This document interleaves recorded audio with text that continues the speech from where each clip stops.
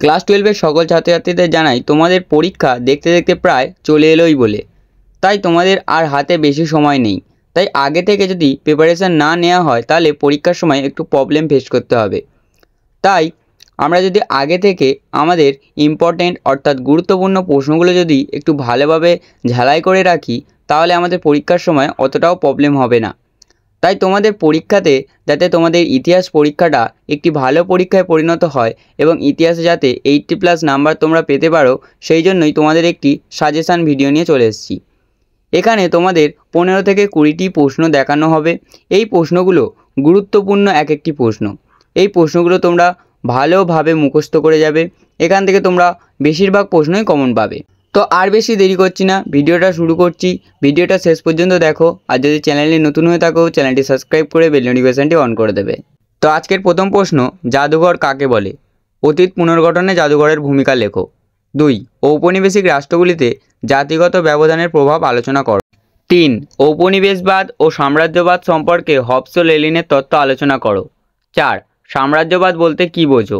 সাম্রাজ্যবাদ উদ্ভবের কারণগুলি আলোচনা করো। 5. চীনের ওপর আরোপিত অসম চুক্তি বলতে কী বোঝো? চীনের ওপর আরোপিত বিভিন্ন অসম চুক্তিগুলির পরিচয় দাও। এখানে একটু টাইপিং মিস্টেক হয়েছে, তোমরা এটা অ্যাডজাস্ট করে নিও। 6. অবশিল্পায়ন বলতে কী বোঝো? ঔপনিবেশিক ভারতের অবশিল্পায়নের সম্পর্কে আলোচনা করো। 7. চীনের চৌঠা মে আন্দোলনের কারণ ও প্রভাব আলোচনা করো। 8. 1942 সালের আগস্ট আন্দোলন বা ভারত ছাড়ো আন্দোলন সম্পর্কে যা জানো লেখো। 9. কিউবায় ক্ষেপণাস্ত্র সংকট কী, এর গুরুত্ব কী ছিল? এখানে একটু টাইপিং মিস্টেক হয়েছে, তোমরা এটা ঠিক করে নিও। 10. সার্ক প্রতিষ্ঠার প্রেক্ষাপট আলোচনা করো। সার্কের উদ্দেশ্য কী ছিল? 11. চিরস্থায়ী বন্দোবস্তের প্রধান শর্তগুলি লেখো। ভারতীয় অর্থনীতিতে এর প্রভাব কী ছিল? 12. ঈশ্বরচন্দ্র বিদ্যাসাগরের শিক্ষা ও সংস্কারে বিবরণ দাও। 13. আলিগড় আন্দোলনের সংক্ষিপ্ত পরিচয় দাও। 14. ভারতের রেলপথ প্রবর্তনের কারণ ও প্রভাব আলোচনা করো। তো আশা করছি তোমরা বুঝতে পারছো যে তোমাদের এই প্রশ্নগুলো কতটা গুরুত্বপূর্ণ এক একটি প্রশ্ন। তাই ভিডিওটিতে যে কটি প্রশ্ন রয়েছে তোমরা এই প্রশ্ন কটি ভালোভাবে মুখস্থ করে যাও। তোমাদের পরীক্ষায় যেখান থেকেই প্রশ্ন আসুক না কেন তোমরা এখান থেকে অনেক প্রশ্নই কমন পাবে।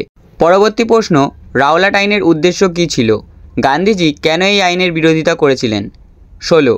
1946 সালের নৌবিদ্রোহের কারণ ও তাৎপর্য ব্যাখ্যা করো। 17. ক্রিপস মিশনের উদ্দেশ্যগুলি কী ছিল? ভারতীয়রা কেন এইগুলিকে প্রত্যাখ্যান করেছিল? 18. ক্যান্টন বাণিজ্যের মুখ্য বৈশিষ্ট্যগুলি কী ছিল? এই বাণিজ্যের অবসান কেন হয়েছিল? তো আশা করছি তোমরা বুঝতে পেরেছো যে তোমাদের টেস্ট এবং ফাইনাল পরীক্ষার জন্য কোন প্রশ্নগুলো অতি গুরুত্বপূর্ণ প্রশ্ন। তোমাদের সামনে আমি যে কটি প্রশ্ন তুলে ধরেছি এই প্রশ্নগুলো তোমরা খুব ভালোভাবে মুখস্থ করে যাও।